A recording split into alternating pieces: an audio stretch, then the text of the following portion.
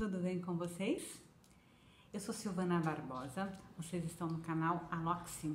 Eu sou professora de História, pedagoga, eu tenho 30 anos de experiência na educação. Já dei aula, já fui professora coordenadora, diretora, então eu tenho um conhecimento na prática do que é uma escola. E o canal Aloxi tem essa proposta, trabalhar a escola na prática, no seu dia a dia. Se você gostar do nosso canal, divulga, compartilha, deixa sugestões para que a gente possa trazer aí mais assuntos e conteúdos que seja do seu interesse. Hoje nós vamos continuar falando sobre a Declaração Universal dos Direitos Humanos. Hoje vai ser a quarta videoaula, nós terminamos na semana que vem, e a importância de trazer esse assunto porque eu observei em várias plataformas, alguns comentários, que alguns professores não têm muita noção, né, do que seja a declaração, qual a sua importância para a humanidade, qual a importância da ONU, e fazem uma certa confusão. Então eu achei importante dedicar um tempo para falar de um assunto tão amplo, vasto e de uma importância muito grande. Então, só para recapitular um pouquinho, a ONU, ela foi criada depois da Segunda Guerra Mundial. A Segunda Guerra Mundial, ela acabou em 1945 com duas bombas atômicas sendo deflagradas no Japão pelos Estados Unidos, em Hiroshima e Nagasaki. E a população daquelas cidades foram exterminadas em questão de segundos. Ou seja, a Segunda Guerra Mundial acabou de uma forma trágica, como foi toda a guerra, mas com uma certeza: o homem tem o poder de destruir a humanidade. Foi essa a conclusão que se chegou. Ou as grandes potências, os países que acabou-se a guerra se uniam para repensar a humanidade, ou provavelmente a humanidade vai estar fadada ao fim, porque hoje nós temos N, formas do mundo ser destruído em questão de segundos. E aí então criou-se a ONU, juntou-se os países, o Brasil fazia parte, desse grupo de países que criou a ONU. A ONU é sediada em Nova York, é um território onde todos os países podem ter acesso, então não é um território americano, apesar de estar lá instalada. Por que ela foi instalada lá? Porque a Europa estava destruída. Seria impossível você construir um local onde não tivesse problemas. Então a Europa teve que ser reconstruída depois da Segunda Guerra. E aí logo se criou a Declaração Universal dos Direitos Humanos, que seria a base para reconstruir a paz, reconstruir a humanidade. Tá. Durante esse período de 45 até hoje, houveram vários conflitos, várias guerras. Nós temos guerras, nós temos hoje problema de pessoas que saem da sua região por causa da guerra. Então, eles ainda existem, mas não é uma guerra mundial. Então, não é uma proporção onde todos os países se envolvem. Então, essa seria a lógica da ONU, existir, e a lógica desta declaração. Ok, mas a ONU, ela é uma instituição muito grande, ela é enorme, ela discute todos os problemas da humanidade. Então, são muitas pessoas, são muitos departamentos, são muitas agências. Cada país tem a sua própria estrutura da ONU. Existem muitos cientistas que discutem todos os problemas da humanidade, então é algo assim muito amplo. Existem 15 agências na ONU. Nas videoaulas passadas eu já falei de algumas, hoje eu vou falar de mais 5, para que a gente possa entender como a ONU ela é algo complexo. Existe a Organização da Aviação Civil Internacional, ou seja, os aviões eles andam no seu país, na parte aérea, e eles circulam no mundo inteiro. Quem é que regulamenta isso? Quem é que controla isso? Não é um controle direto, mas é uma organização junto com os países para que esse deslocamento aéreo aconteça de forma tranquila entre todos os países. Existe a Organização Internacional do Trabalho. Essa agência ela vai cuidar da parte do trabalho que existe em todos os países. aonde tem desemprego, que tipo de trabalho ali tem, como que é a segurança do trabalhador, como que é o pagamento do salário, o salário que é pago, ele é adequado para o sustento das famílias, existe fome ou não tem trabalho para todo mundo, ou trabalho tem a questão da discriminação feminina ou por raça, enfim, são assuntos que são discutidos por essa agência. Aí nós temos a Organização Marítima Internacional, que aí vai cuidar da parte dos oceanos, né? Quais são as regras, como que pode estar fazendo para estar andando nas águas internacionais, como se defender da pirataria, enfim, existem várias formas de estar se discutindo, né, essa questão marítima. O 9, Organização Meteorológica Mundial, que é aí onde vai se discutir a questão climática, a questão do clima, se existe uma floresta que está sendo derrubada, como que isso vai afetar o clima, se houve um vulcão que está entrando em erupção, aonde isso vai estar afetando, o que a ONU vai ter que estar fazendo, como que está acolhendo os países que vão ter problemas. Então, né, dá para se perceber como que a ONU ela discute todos esses assuntos. E a Organização Mundial da Propriedade Intelectual. Então, se você produz alguma coisa, né, você fez um livro, você tem um artigo científico, você tem um texto, você tem alguma coisa que você escreveu, isso é organizado, né, pelo mundo inteiro, porque você pode ter o seu livro publicado num outro país, mas os direitos autorais são seus, então ela faz esse papel de organizar todo o planeta, né? Então acho que é mais ou menos essa a questão. A ONU ela organiza, ela discute os problemas, ela traz proposta e a Assembleia Geral vai estar decidindo, né, votando, criando metas, criando expectativas. Por exemplo, nós vamos acabar com a poluição de monóxido de carbono até 2030. Nós vamos reflorestar a maior parte do planeta até, sei lá, 2050. Nós vamos erradicar a doença X ou Y até tanto. Então, todas essas discussões, elas acontecem, certo? Na ONU. Então a sua importância ela é assim muito grande e todos os países têm o direito à voz, têm o direito a voto, têm o direito a participar dessas comissões, a mandar os seus cientistas a participar deste processo.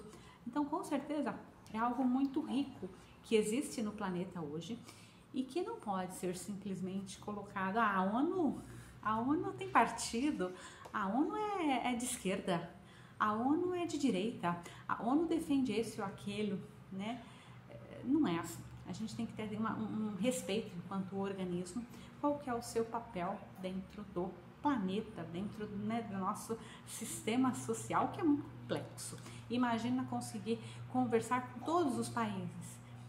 Se é difícil a gente conversar dentro da nossa casa com a família, né? Às vezes a gente tem algum problema familiar, a gente quer conversar entre 3, 4, 5 pessoas e às vezes a gente não consegue. Imagina conversar com todos os países.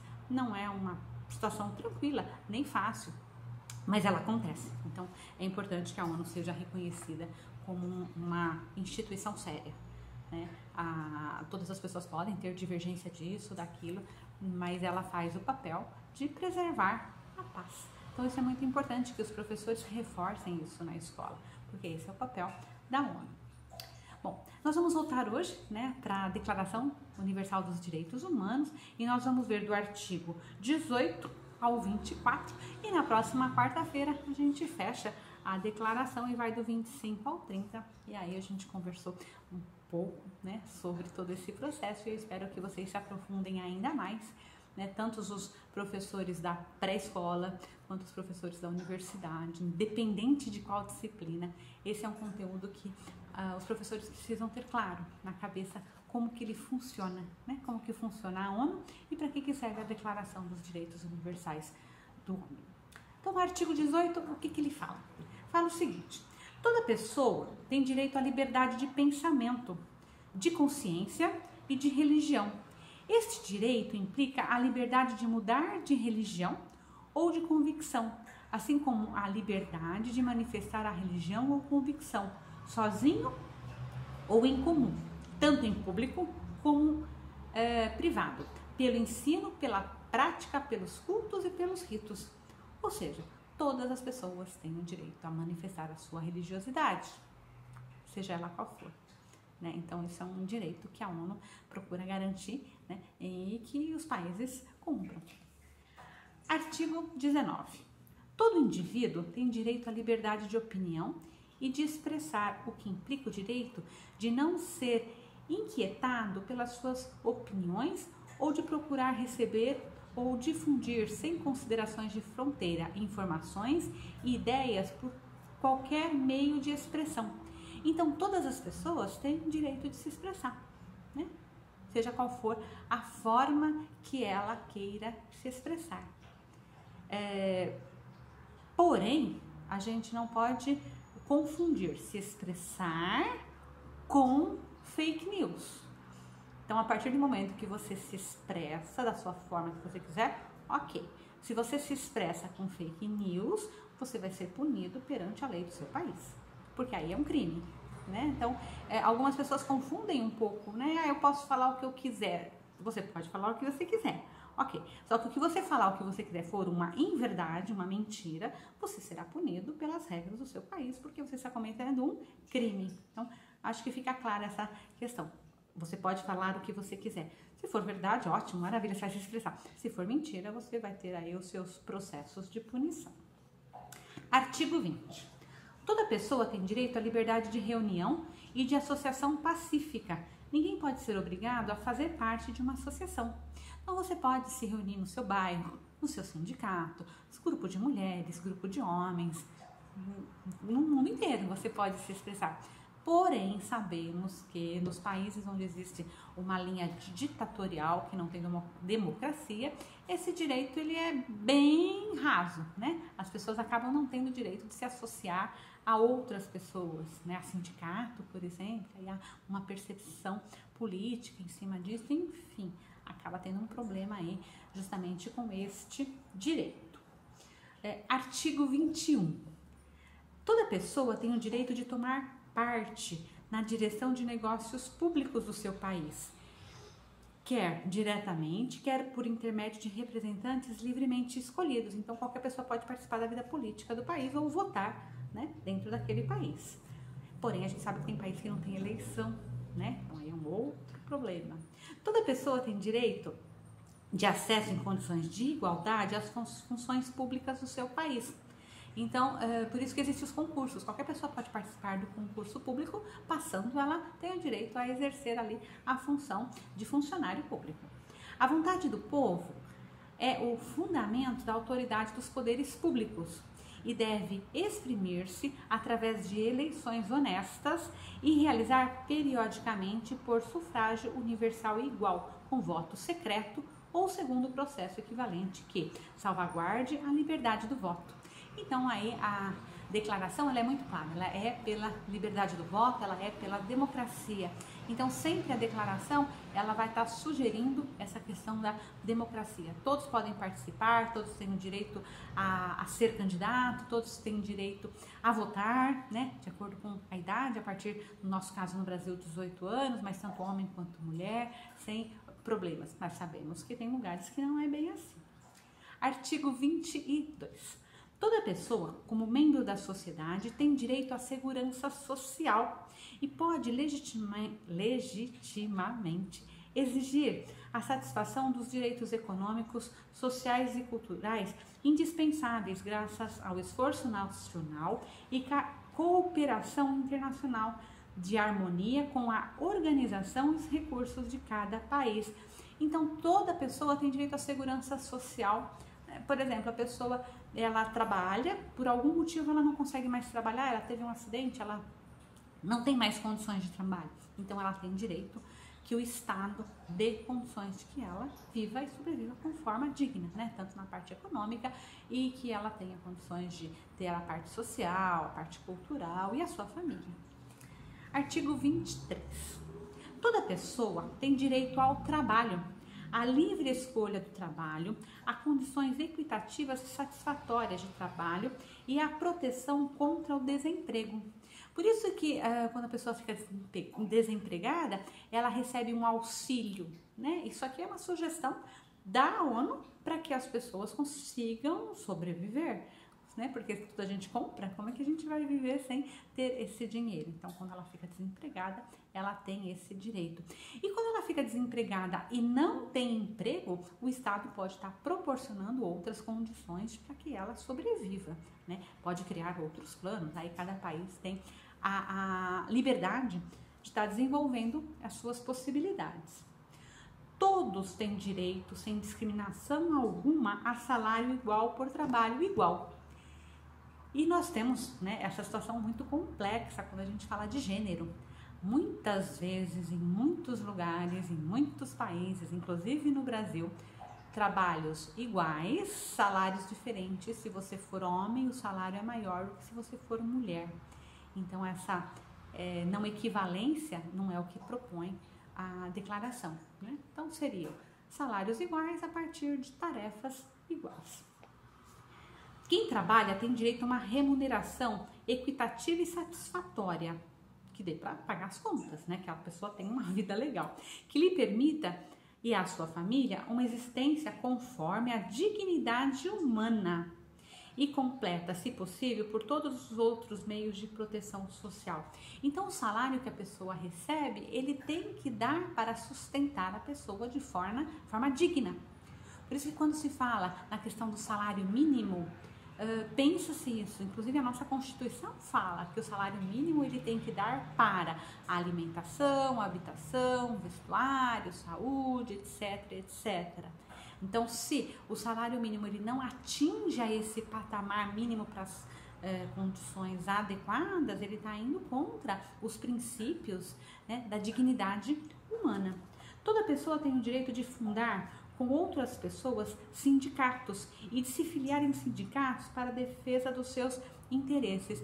Então, a pessoa tem o direito de estar filiada a qualquer sindicato de classe trabalhadora, justamente para estar discutindo, conversando e procurando melhorar as condições de trabalho. É isso que a declaração diz. E no artigo 24, toda pessoa tem direito ao repouso e ao lazer, e especialmente a uma limitação razoável da duração do trabalho e de férias periódicas pagas. Então, esse é um direito previsto para todas as pessoas do planeta. Não é só trabalhar, né? Não, nós temos que ter dignidade humana, trabalhar, descansar, ter lazer, ter férias, ter aposentadoria. Então, é um processo que você vai dignificar a condição humana. E tudo isso aqui é previsto aonde? Na Declaração Universal dos Direitos Humanos. Aí quando a gente pensa em Constituição brasileira, em direitos brasileiros, o que o sindicato traz para as pessoas, o que a legislação traz para as pessoas de determinado país, elas não caem assim de paraquedas do nada. Elas têm fundamentos e ela tem muita discussão. Então, são discussões que são décadas de cientistas políticos, cientistas econômicos, que fazem propostas, que mostram propostas para a humanidade, e algumas pessoas aceitam aqui, outros países aceitam ali, e aí a gente vai construindo a sociedade contemporânea como ela é hoje. Espero que você tenha gostado do vídeo de hoje. Na próxima semana nós vamos fechar, né, a declaração.